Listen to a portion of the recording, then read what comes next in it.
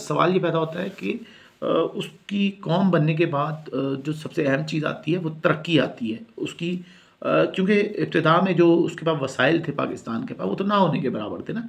अब वक्त के साथ साथ हमारे पास चीज़ें आने लग गई बिल्कुल। और फिर उसकी तरक्की का सवाल आया। हम चाहे अयूब का दौर देखें, 60s का दौर देखें, कि पाकिस्तान में जो जिस अहद की बात की जाती है बड़ा तरक्की का दौर था, वो 60s का बड़ा था कि जब मुल्क में कारखाने लग रहे थे, यानी कि पाकिस्तान की हकीकी मायनों में जो फैलाव हुआ, चीज़ें हुई, वो 60s का दौर था। फिर उसके बाद हम आगे बढ़ते हैं, 90s में भी हम देखते हैं बहुत सारी चीज़ें, मसाइल।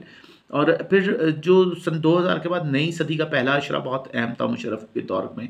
आप देखें कि मोबाइल फ़ोन आए, बहुत सारी तरक्याती काम शुरू हुए और उस दौर को भी हम एक अच्छा दौर समझते हैं कि जो पाकिस्तान की तरक्की के लिए है।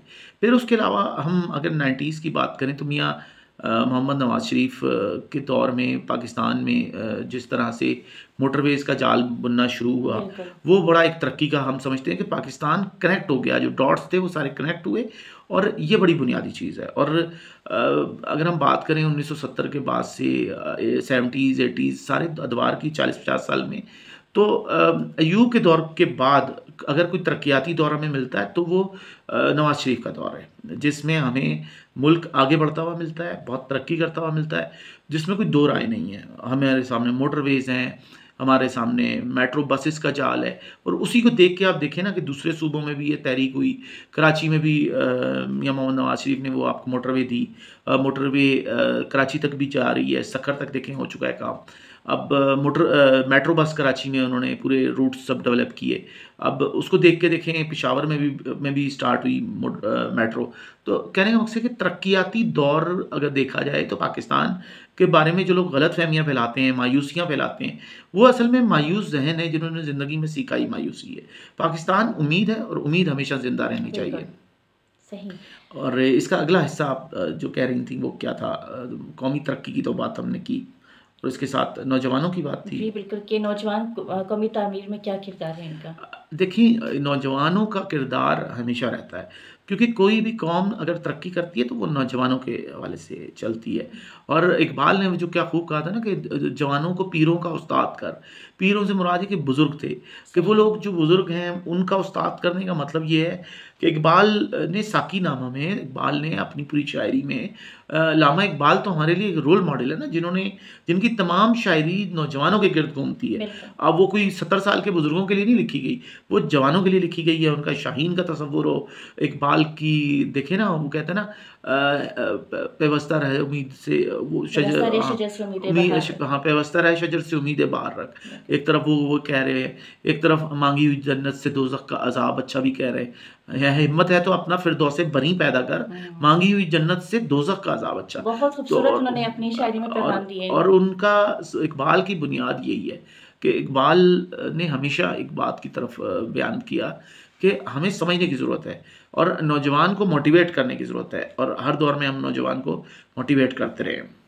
हम बात करें फ़ी ज़माना आईटी के हवाले से तो मैं और आईटी और आर्टिफ़िशियल इंटेलिजेंस जिसको हमने मस्नूई ज़हानत भी कह दिया, उसकी बात अगर देखी जाए तो इस वक्त पूरे पाकिस्तान में हम देखें, बल्कि कई जगहों में देखें तो अगर इस वक्त तमाम यूनिवर्सिटीज़ में, तमाम इदारों में सबसे ज़्यादा एडमिशन, सबसे ज़्यादा डिपार्टमेंट्स कौन से कामयाबी से फल फूल रहे हैं, वो अगर उसकी जानिब मैं निगाह डालूँ तो वो हमारा जो है कंप्यूटर साइंस का डिपार्टमेंट है।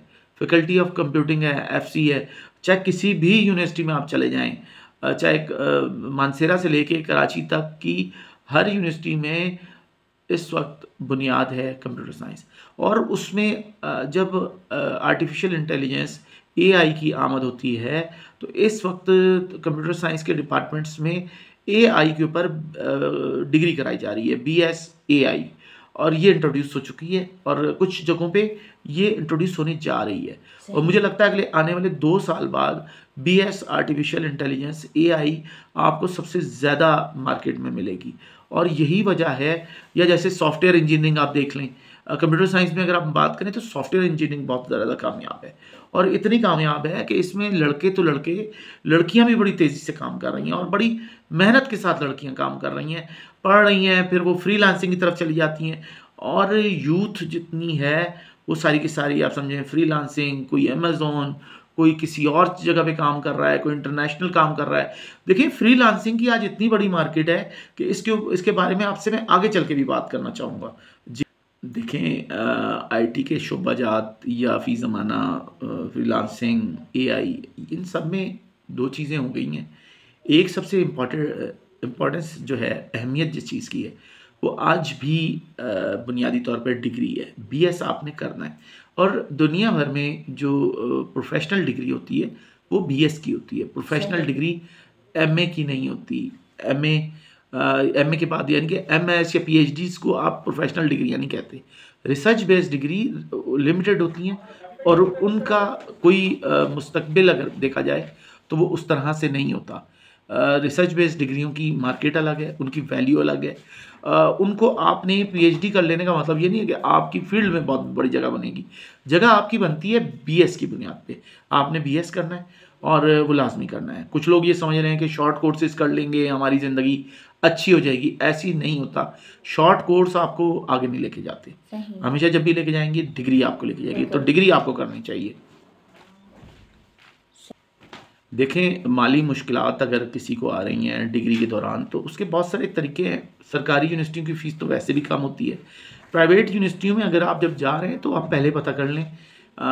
वहाँ स्कॉलरशिप 2 तरह की होती हैं। एक स्कॉलरशिप वो है जो आपको देती है जीपीए अगर आपकी अच्छी है, आपका नंबर अगर 3.5 से ज़्यादा हैं, तो आपको दी जाती है स्कॉलरशिप।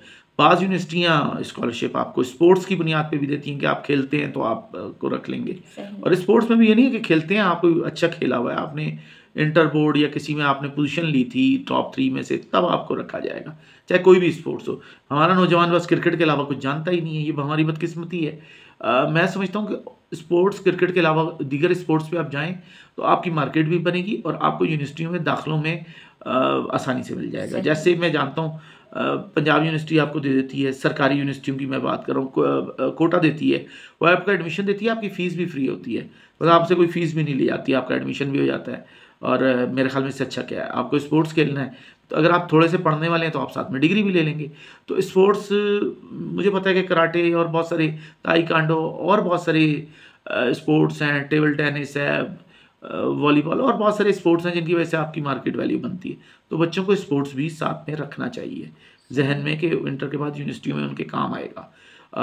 अच्छा, स्पोर्ट्स के अलावा ये कि अगर आप किसी यूनिवर्सिटी में जा रहे हैं, तो वहाँ पहले पता कर लें कि आपको स्कॉलरशिप है या नहीं है।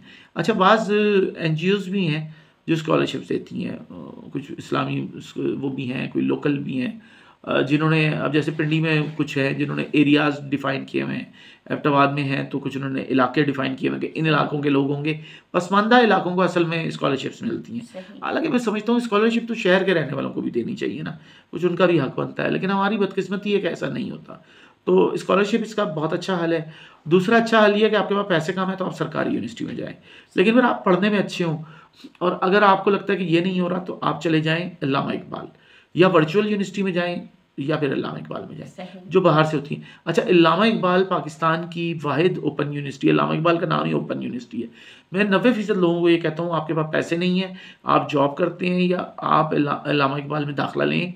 अभी भी एडमिशन उसके मेरे ख्याल में हो गए हैं या होने वाले हैं, साल में 2 दफ़ा एडमिशन खुलते हैं। आप सोचेंगे अल्लामा इकबाल से पीएचडी तक हो रहा है और अल्लामा इकबाल यूनिवर्सिटी सरकारी यूनिवर्सिटी है, गवर्नमेंट की यूनिवर्सिटी है। सबसे बड़ी बात है कि गवर्नमेंट की यूनिवर्सिटी ज़्यादा रिलायबल होती है क्योंकि वो चलती रहती है, वो ख़त्म नहीं होती।